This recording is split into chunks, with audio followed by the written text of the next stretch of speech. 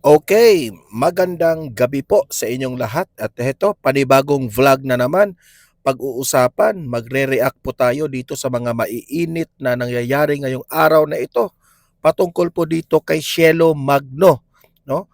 Na itong si Cielo Magno kumakain sa tae ni Bongbong Marcos. O bakit pa nasabi natin 'yan na itong si Cielo Magno ngayon ay kumakain sa tae ni Bongbong Marcos? Ayan, ipapaliwanag yan mamaya dito sa opinion ni Sas Rugando Sasot, na may punto talaga at tumpak na tumpak itong punto ni Ma'am Sas dito sa ginawa nitong si Cielo Magno. Ito yung nagrereklamo ng plunder ni VP Sara. Mamaya pahiya ka ngayon, pahiya ka dito ha, Cielo Magno. At ito, pangalawa nating pag-uusapan ay magre-react po tayo dito sa opinion nitong si Attorney Noel Teham, no? Tungkol po dito sa ang punto sa pagbabato ng mga akusasyon laban kay VP Sara. Ito yung mga rason kung bakit galit sila ni VP Sara. Ito yung reason kung bakit gusto nilang ipapa-impeach si VP Sara. Ito yung mga reason na kung ano-anong ibinibintang na kasalanan nila dito kay VP Sara. Okay? Malalaman natin ito mamaya ang dahilan bakit atat na atat sila at desperado sila kay VP Sara. At basahin natin ang opinion nito si Attorney Noel Teham kasi maganda po ang kanyang punto at sang-ayon po ako dito at ipapaliwanag natin ito in layman's term. Okay? Mamaya pag-usapan natin yan. At heto, mainit na talakayan na itong si DPWH Vince Dizon ay ginisa ng mga senador sa BICAM. Diyos ko po, na patay kayo dyan, Vince Dizon, kasi hindi ka titigilan ng mga senador kung hindi po matino ang budget ng DPWH. Okay? So yun po ang mga pag-uusapan natin ngayong gabi na ito, no? Pero bago ang lahat, bago natin ito itatalakay, help me po muna na i-like at saka i-share itong ating video para guys marami po ang makapanood, marami po ang makaalam sa mga nangyayari ngayon sa ating bansa na dapat tayong mamamayang Pilipino ay dapat makialam at malaman natin ang katotohanan. Okay? Para sa pagdating ng eleksyon, alam natin kung sino yung iboboto natin. Okay? At kaya mahalaga yung like and share, okay? At sa mga first time lang dito sa Donmar TV, ha?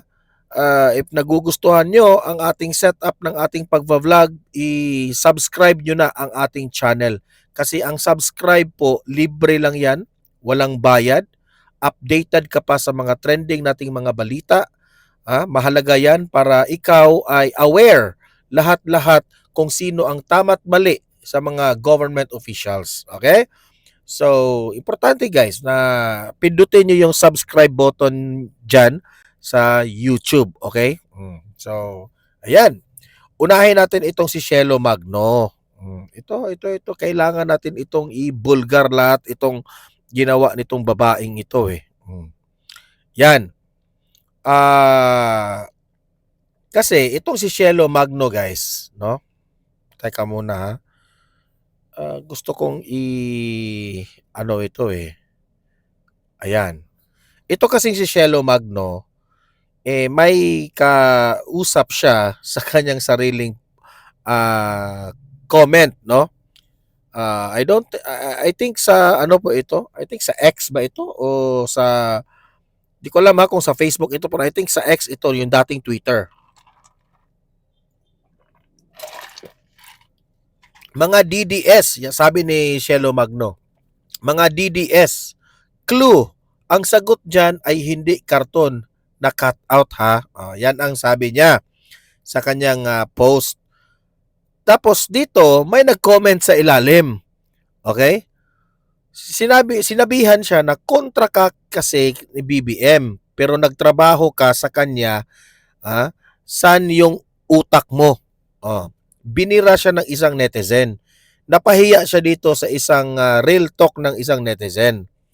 Kasi dati po, nung 2022 campaign, no, nung si VP Sara pa at si BBM ay uniteam, itong grupo nila Cielo Magno, itong mga dilawan na nangangarap na manalo, ay todo ang kanilang pambabatikos kay BBM. Isinisuka nga nila si BBM. Nandidiri sila kay BBM. Okay?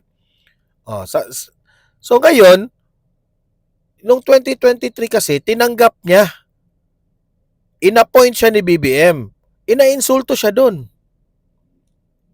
Kasi, ano tawag mo doon? Kinain mo rin ang tae ni Bongbong Marcos, Cielo Magno. 'Di ba? So sinabihan siya dito ng netizen, di mo nga masagot ha ha ha. Kasi hindi siya nagre-reply dito Okay? Na sinabi niya, kontra ka kay BBM before. Tapos, nagtrabaho ka sa kanya? Nasaan yung utak mo? Na-real talk na noon siya dito, di ba? Ngayon, ay mga ilang minuto, hindi siguro niya nakaya yung comment ng isang netizen, nasaktan. So, nag-comment siya. Okay? Sabi niya dito, kasi ang pangalan ng isang netizen ay si Luis Cabrera. Nag-reply siya. Ganito yung reply ni Cielo Magno. Diyos ko, kung yan lang hindi mo ma-reconcile at hindi mo maiintindihan, kahit lumunok ka ng isang sakong iodized salt, wala ka pang pag-asa. Pero eto, binigyan kita ng clue. Ang sweldo ng nasa gobyerno ay galing sa taong bayan. Therefore, kapag nagsilbi ka sa gobyerno, ang loyalty mo dapat so nag-leave siya ng blank message. Gusto niya na yung netizen na bumatiko sa kanya ang mag-answer dito sa blanco. So, ang loyalty mo ay dapat ang ibig niyang sabihin dito, taong bayan. Ayan, fill in the blank. Sige nga, sagutin mo. So, parang ibig ni sabihin ni Cielo Magno, parang nabobohan siya sa netizen. Hindi naman bobo ang netizen actually, Cielo Magno, kasi alam naman namin na anong ibig mong sabihin. So, ang reasoning ni Cielo Magno, ang ipinapalabas niya ngayon, kasi napahiya na siya, hindi raw siya kain-tae ni Bongbong Marcos. Kasi noong inappoint siya ni BBM, tinanggap niya ang appointment. Pagkatapos niyang tinanggap ang appointment, ay hindi raw siya kain-tae ni BBM kasi ang pinagsisilbihan niya, ang loyalty niya ay nasa taong bayan raw. Yan ang argumento niya, which is very sablay. Okay? Sablay ka dito, Cielo Magno. Kumain ka pa rin ng tae ni BBM. Kasi heto po yung sagot at heto po yung banat ni Sas Rogando Sasot. Na real talk ka dito ni Sas Rogando Sasot. Ito yung sinabi ni Sas Rogando Sasot. Heto namang si Maring Cielo. Mars, hindi ka career civil servant. Totoo, hindi ka career civil servant. All caps na yan para with feelings. You were a political appointee of BBM. So anong ibig sabihin ni Ma'am Sas? Ikaw ay inappoint ni BBM. Okay? Hindi ka trabahante ng gobyerno kagaya ng mga sundalo, army, o mga policemen, o mga guro na hindi ka susunod kasi hindi yan political appointee ang mga taong yan Ikaw, inappoint ka ni BBM. So kung anong utos ni BBM, susundin mo talaga. Yap, he signed your appointment papers. And all political appointees are precisely appointed to implement BBM administration's policy agenda. Wala ka na dito, Cielo Magno. Nasampal ka na ni Sas Rogando dito sa the fact na inaccept mo ang appointment ni BBM, talagang kakainin mo ang tae ni BBM. Alam mo yan. Ginusto mo rin, gusto mo rin kumain ng tae, so tinanggap mo. Di tumpak. Aray ko. 'Di ba? Ginusto mo rin ang tae ni BBM, tinanggap mo ang appointment, 'di ba? And not the government in the abstract form, okay? And unlike a career civil servant, you can be removed under the pleasure of the president, 'di ba? Kasi appointee ka ni BBM at tinanggap mo, anytime pwede kang tanggalin ni BBM. Kontrolado ka ni BBM. Pero tinanggap mo yung appointee, meaning to say, kinain mo ang tae ni BBM kasi gusto mo si BBM. Pwe! Or by your direct superior, if you cannot tow the BBM administration, di ba? Hindi lang si BBM kasi kung may superior kayo, ang direct superior ninyo, kontrolado rin yan ni BBM. So kayo, susunod rin kayo sa utos ng mga direct superior ninyo. 'Di ba? Kahit anong lusot mo pa, kahit anong palusot mo pa, halatang halata na ayaw mo lang aminin na ikaw ay kumakain ng tae ni BBM. Okay? If you cannot toe the BBM administration's policy line. So the question is, in 2022, you were so anti-BBM. Oh, ito si Shelo Magno. Which means, ibig sabihin, you are against everything he stands for. Halata naman, di ba? Noong 2022, halos lahat ng mga sinasabi ni BBM against kayo, kontra kayo. Di ba? Oh, baka gusto mong ang taong bayan pa ang mag-research at kalkalin at i-post namin sa social media yung mga pinagsasabi nyo dati. Pahiya ka na ngayon. So why did you accept to be politically appointed by the person who you detest morally? Yan ang tanong ni Sasrogando Shelo Magno. Bakit mo kinain ang tae ni BBM na ayaw mo pala kay BBM? 'Di ba? Iyak kayo ng iyak ni BBM dati na ayaw nyo, magnanakaw, kung ano-anong mga sinasabi niyo. Pero kinain nyo pa rin ang tae niya. And accept the condition that your continued service to the government required you towing the policy line of the person you morally detest. Di ba? Tinanggap mo pa rin kahit alam mo na hindi ka sang-ayon dito sa mga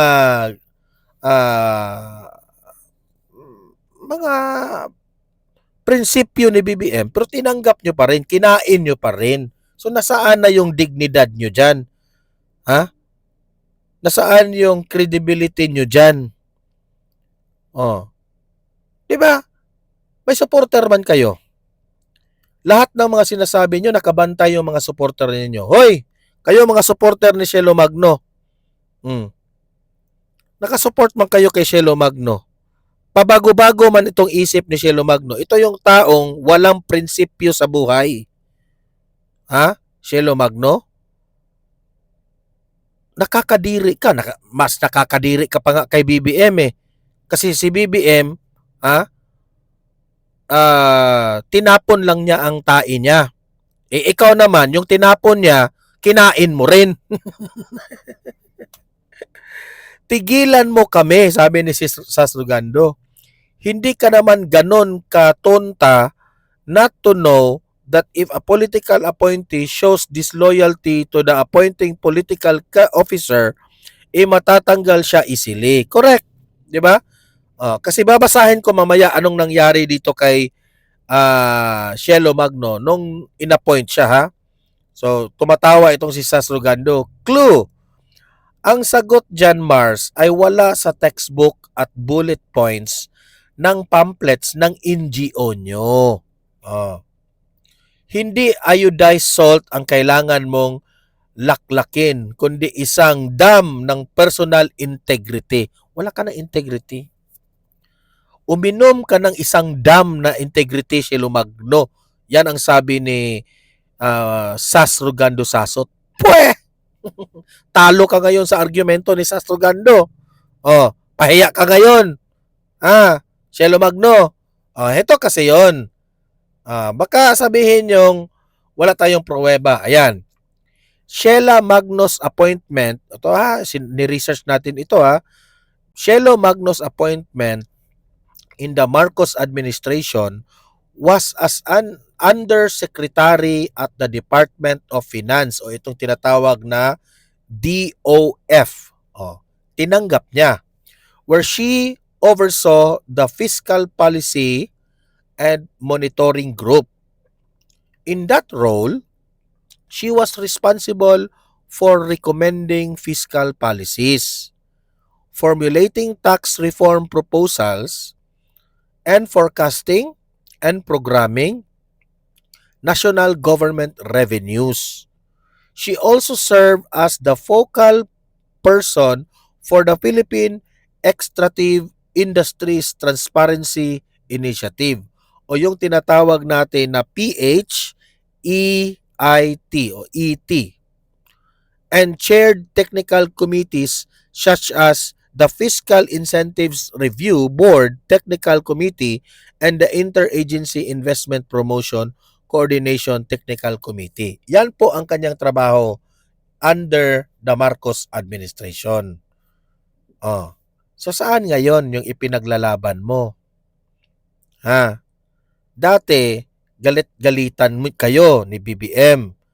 Ngayon, na nag-corrupt si BBM, yung yung ibig ko sabihin, nag-corrupt meaning ang kanyang Marcos administration, kasi ayan ang sabi ng kanyang kaalyado na si Zaldico na nag-corrupt itong si BBM, si Liza, si Tambaloslos at itong si Sandro Marcos, itong apat. Bakit ngayon kinain mo rin ang tae nila? Hindi kayo nagrereklamo sa sobrang laki ng issue nitong apat na ito. Hindi man napapatunayan guilty itong apat na ito, Pero sabi ni Zaldico, corrupt itong apat. Si Zaldico ang nagsabi, hindi tayo, Now, kaming mga DDS, we want answers. Na ayaw namang sagutin itong apat na mga kawatan ayon kay Zaldico. Hindi tayo nagsabi niyan, Ngayon, ikaw, instead na magreklamo dito sa apat na kawatan na sinabi ni Zaldico, ay doon ka ni VP Sara nagreklamo at nag-iyak-iyak. Kaya, no wonder, sinabihan ka ni Sasrugando na uminom ka ng isang dam na moral integrity. Diba? Nakakahiya ka? Ito ngayon ang rason. Bakit itong si VP Sara ay ginaganyan nila ngayon? Kinasuhan nila ng plunder, walang sawa na pamimintang dito sa confidential funds.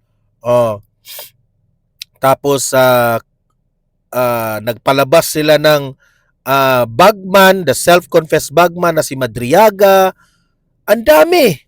Si Trillanes, tinatakot niya si VP Sara. Ang daming mga paninira kay VP Sara, mga propaganda para lang masiraan si VP Sara. Okay? Bakit ginanyan nila si VP Sara? Kasi itong mga dilawan na ito, buong akala nila na kung babatuhin nila ng kasalanan si VP Sara, pagbibintangan sa confidential funds, dito sa malversation, plunder, dito sa Madriaga, self-confessed bagman na tumatanggap raw ng pera ng Pogo at itong tinatawag nilang drug dealers, kung ano-ano nang ibinabato nila kay VP Sara, bakit ang taong bayan, instead na maniniwala sa mga propaganda ninyo, ay mas lalong minahal si VP Sara? Ito yung sagot, Shelo Magno at ikaw ang paring bangag. Makinig kayo, Okay, ito yung sabi ni Attorney Noel Teham. Ito yung realization niya at conclusion niya sa sitwasyon ngayon ng mga Pilipino kay Vice President Inday Sara Duterte. Okay? Sabi niya, I stand with Sara Duterte because I believe in leadership that cannot be bullied, silenced, or controlled. The relentless attacks against her only confirm that many of us already see that she represents a real challenge to entrenched power and a threat to the systems that survive. Diba? Tama. Kasi alam nila na itong si VP Sara, no? Hindi ito basta-basta mabuli nila. Hindi kasi kumakain si VP Sara sa mga tae nitong mga magnanakaw na ito. Hindi kasi nila makokontrol itong si VP Sara. Hindi nila mabuli, hindi nila pwedeng patatahimikin si VP Sara, tapos hindi pa nila makontrol si VP Sara. Kung anong gusto ni VP Sara ay talagang ginawa ni VP Sara. Kasi hindi siya makokontrol eh. Kasi ang ginawa ni VP Sara, gusto ni VP Sara, kung ano ang gusto ng taong bayan, yun ang sinusunod ni VP Sara. Kaya itong mga atake nitong mga kalaban ni VP Sara, especially itong si Magno at si Paring Bangag, sila De Lima, si Franz Castro, at itong mga kaalyado ni BBM, ito lamang po ay nagko-confirm na kung ano man ang kanilang mga power, no? Na gusto nilang gawin kahit kanino. Ito lang si VP Sara ang hindi nila makokontrol at mapatatahimik. Kaya banat sila ng banat ngayon. Okay? So ito po, if they are throwing everything at Sara Duterte, kung ibinabato nila lahat kay VP Sara ang kasalanan, no? It's because she's the one they're afraid they can't control. Kasi hindi nila makokontrol. Si VP Sara lamang po ang may sariling prinsipyo na hindi po sila sunod-sunod, hindi po halik sa puwet. Hindi kagaya nitong si Tito Soto, halik sa puwet. Ito mga Tulfo, halik sa puwet. Di ba?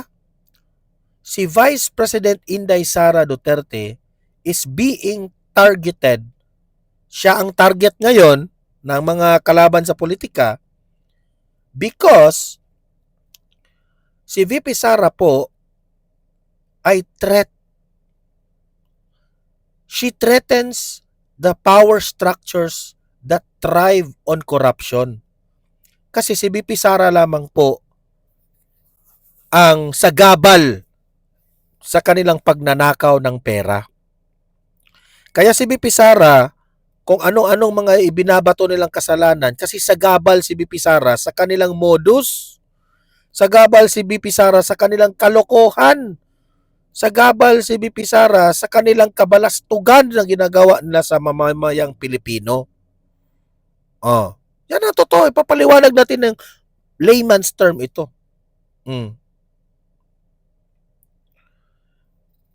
At incompetence and impunity. Yan ang sinabi ni Attorney Noel Teham.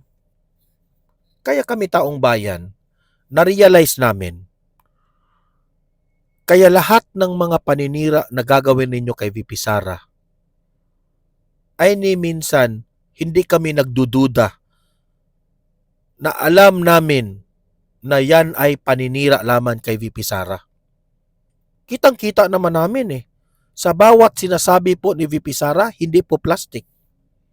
Sa bawat mga tulong, mga ginagawa ni VP Sara ay hindi po plastic. Kitang-kita namin ang isinapuso na pagserbisyo niya sa mamamayang Pilipino. Hindi kagaya ng iba dyan. Kung maglindol, may lindol, may baha, may bagyo, sa kabubuhan, sa kanilang katangahan, sa kanilang walang pagmamahal sa taong bayan, anong ginawa nila? Nagbenta pa ng bigas. Nabagyuhan lang yung mga taong Pilipino. Binibentahan pa ninyo ng bigas?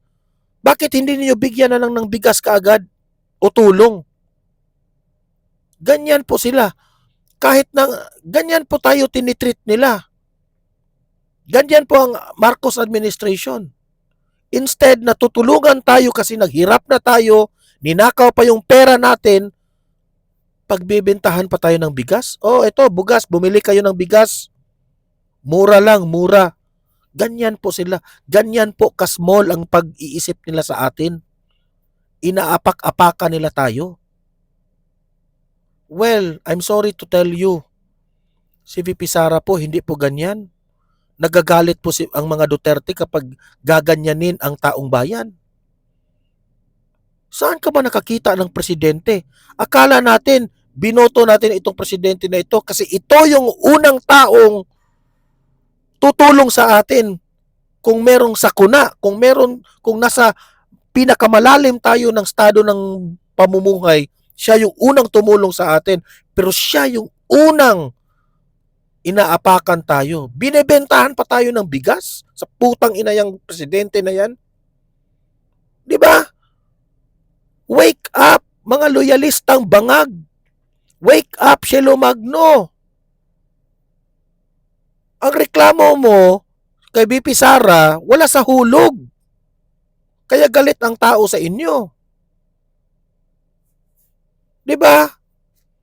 Kaya galit sila dito kay VP Sara kasi si VP Sara po, sa gabal, sa kanilang mga modus, sa kanilang pansariling interest, sa gabal si VP Sara. Kasi nabubuking at binubuking ni VP Sara ang mga kagaguhan ng mga politicians na ito. Kaya yung itong sinabi mo, Attorney Noel Teham, tama yan. I agree with you, sir. Okay? Punta naman tayo dito sa itong dati na na-appreciate natin itong si Vince Dizon. Pero ngayon parang kinakain niya rin yung tae ni BBM itong si Vince Dizon.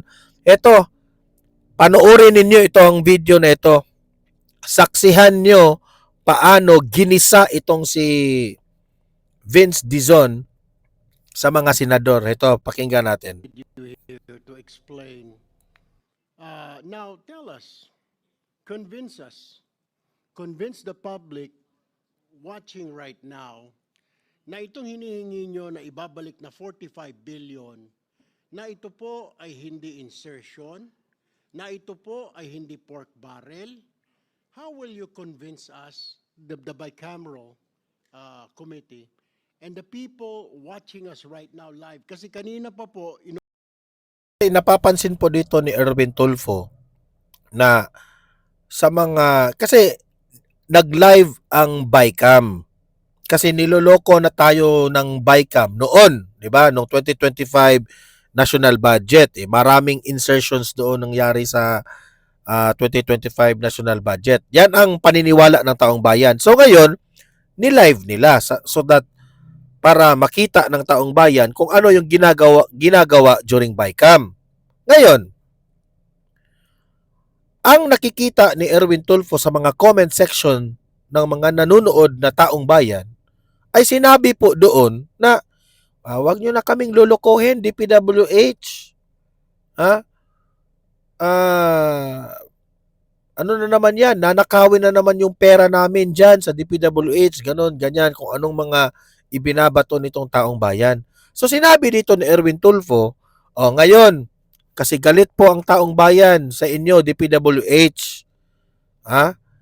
Ikaw, Vince Dizon, secretary ka man, explain to the Filipino people bakit dapat kayong papaniwalaan dito sa budget ng DPWH. So ito.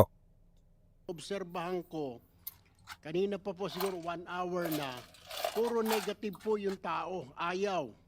Ibubulsa lang yan, balik na naman sa dati, nanakawin lang yan, puro ganun. Walang nagsabi na good job, maganda yung patutunguhan. Wala po eh.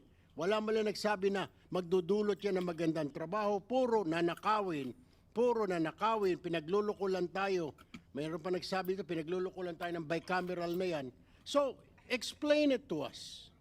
Tell the public, convince everybody na ito po ay hindi pork barrel, na ito po ay hindi insertion tulad ng dati, na ito po ay mapupunta sa tama, na ito po ay hindi masasayang. Kasi hindi pa ho tayo tapos sa flood control anomaly, eto na naman tayo. So you really, hindi mo rin kami masisi na ikaw ay ginigisa ngayon dito ng Senate panel dahil nga po sa tingin ng mga tao ay kalukuhan po ito. At tayo ho ay nagdadrama dito. Kaya convince this panel or this committee, convince the public na ito po ay hindi pork barrel, na ito po ay hindi insertion ng mga politiko. Thank you, Mr. Chair. Thank you very much, Mr. Chairman, Senator Tulfo. Unang-una po, no, ang pinapabalik lang naman po ay yung nakaltas sa mga proyektong nandyan na rin po sa Senate version. So hindi po ito bagong proyekto. So therefore, hindi po ito insertion. No, kasi kung ano lang po yung mga proyektong nandyan na nabawasan, ibabalik lang po yung kinaltas. Unang-una po yan. Pero tingin ko po, unang-una, no, naintindihan ko po yung mga komento ng mga kababayan natin, no, at hindi ko sila nasisisi. Pero, ang gusto lang po naming sabihin is, binaba na po, base sa utos at direktiba ng Pangulo, ang presyo ng mga materyales. Ito po ay i-implement ng DPWH kung mamarapatin nyo po, kung bibigyan po ng Senado at Kongreso na pagkakataon ng DPWH na i-implement ito.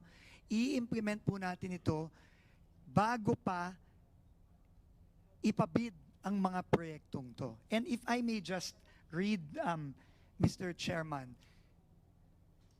Section 6 of the department order that we issued, which reads as mandatory compliance prior to procurement.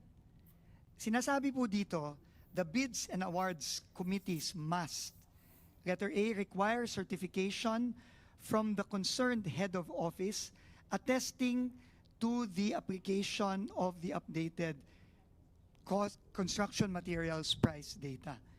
Ensure that no procurement shall commence without the certification from the head of office, and reject or return any project that is not duly certified.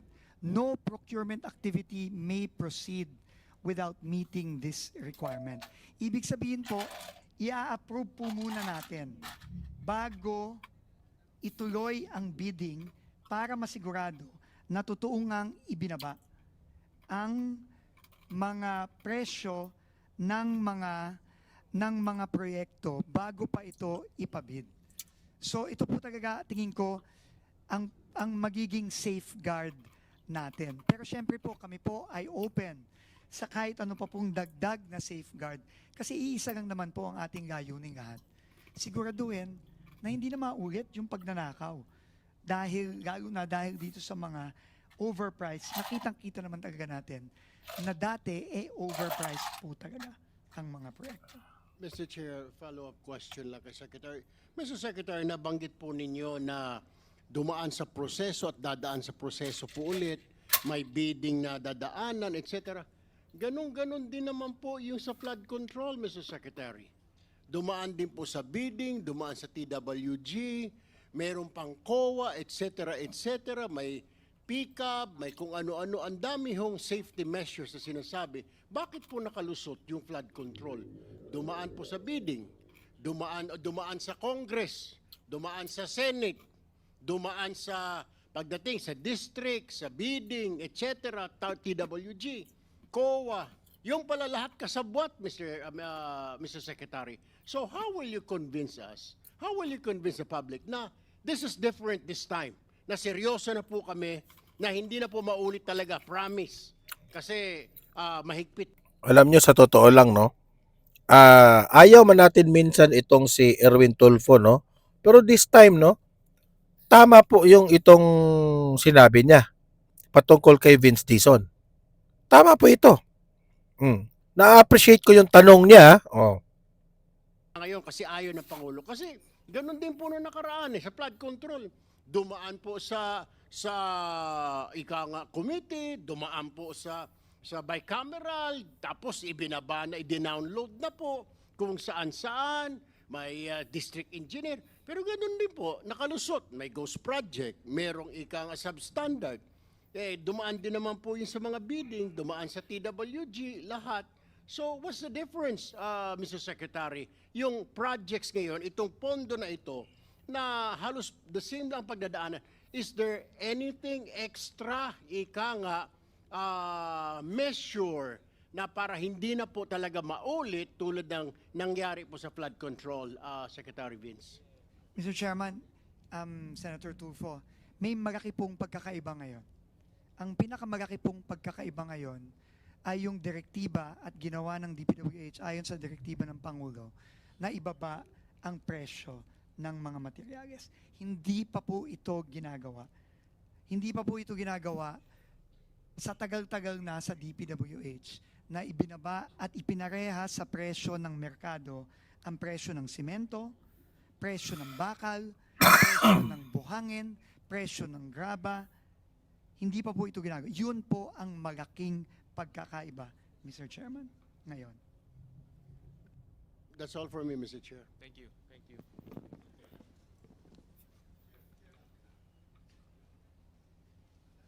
None from our side, Senator Senator Nasugna. Amy? Okay, thank you very much. Very simple question. Real talk lang po. Kasi eto nga, nandito tayo na galit lahat ng tao. Parang linoloko naman tayo nito. Kayo nagpakaltas, ipapabalik muli. Ano ba, sa loob ng 2 buwan, ipapakaltas ba ulit?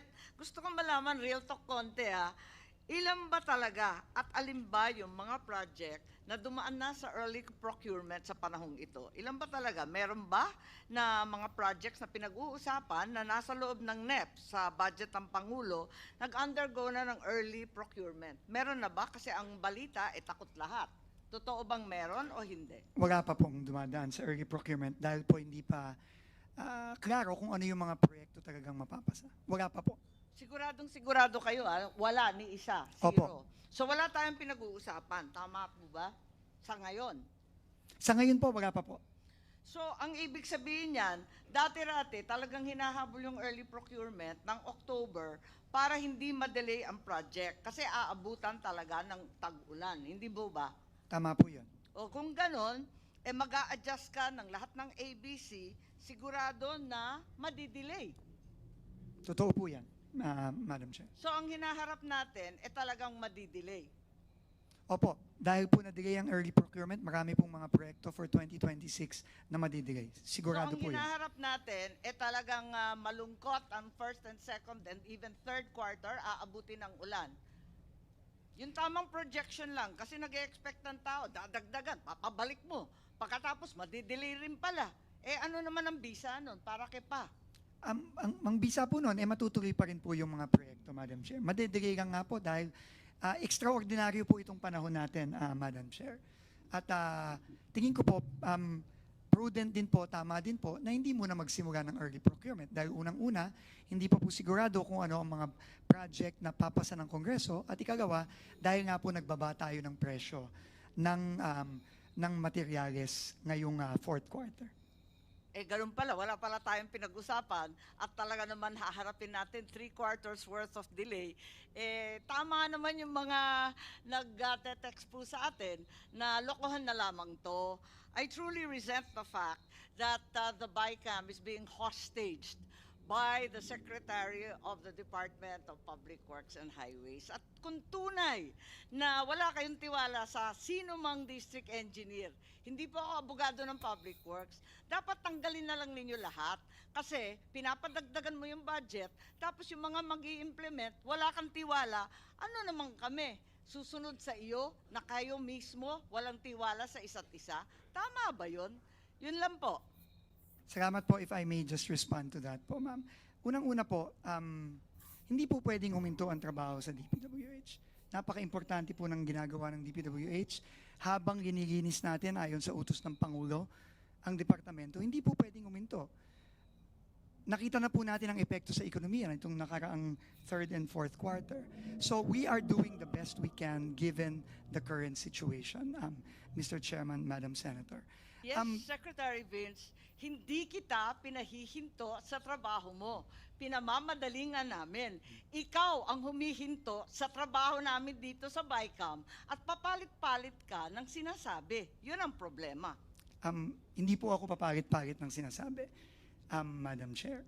Ako po, iulitin ko, nagpunta lang po ako dito para ibahagi sa bicameral conference yung nakikita po naming epekto nung pagpasa ng third reading version ng Senado.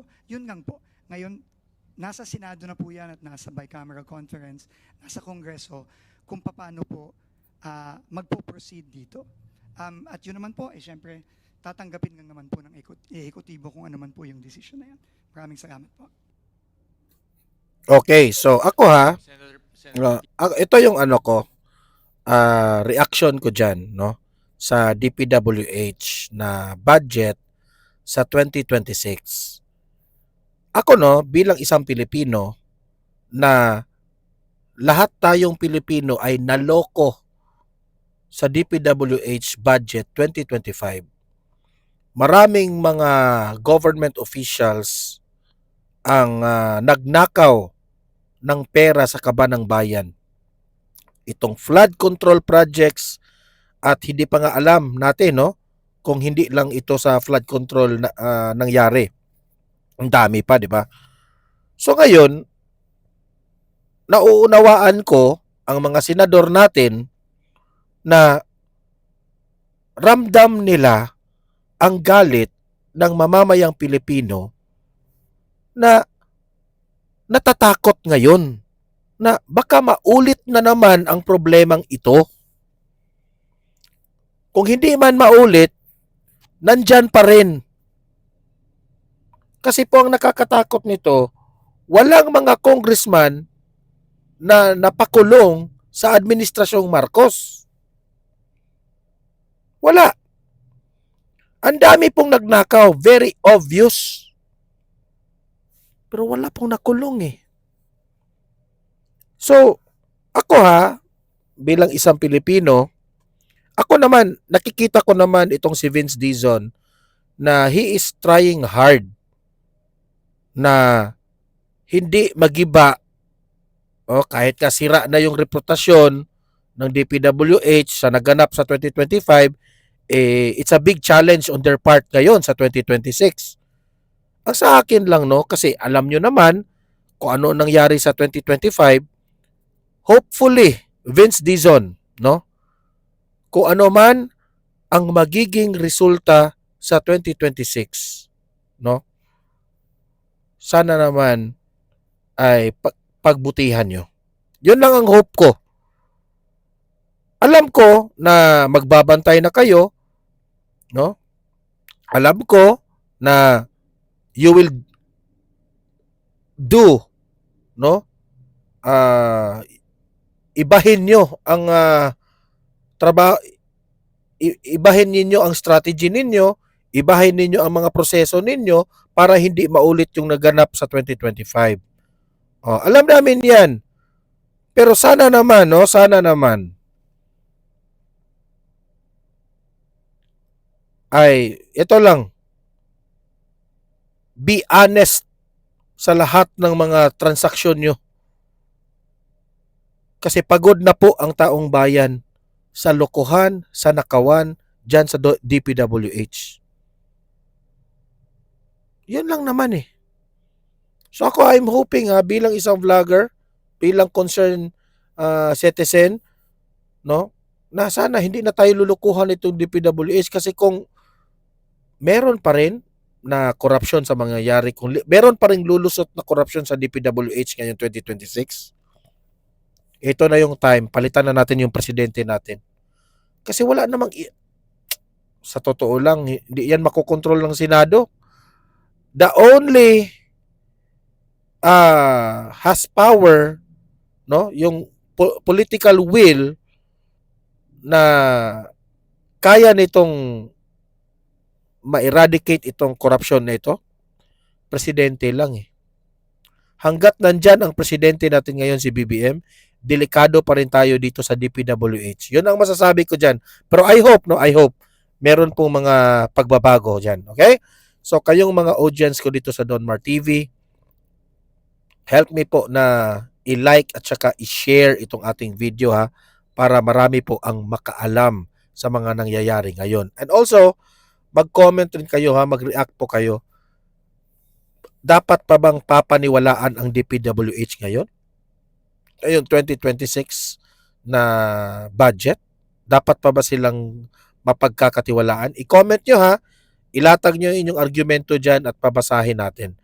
So, don't forget ha, sa mga first time dito sa Donmar TV na nanonood at na gustuhan ninyo ang ating talakayan sa ating vlog, nagustuhan niyo itong channel na ito, paki-subscribe na lang po, no? Para makatulong po kayo sa channel na ito. Kasi libre lang po ang mag-subscribe, walang bayad yan. Updated pa kayo sa mga trending nating mga balita at reaksyon. Okay? See you in my next video. Have a great day, have a great night. God bless po sa ating lahat. Mabuhay ang Pilipinas and God save the Philippines. Bye-bye.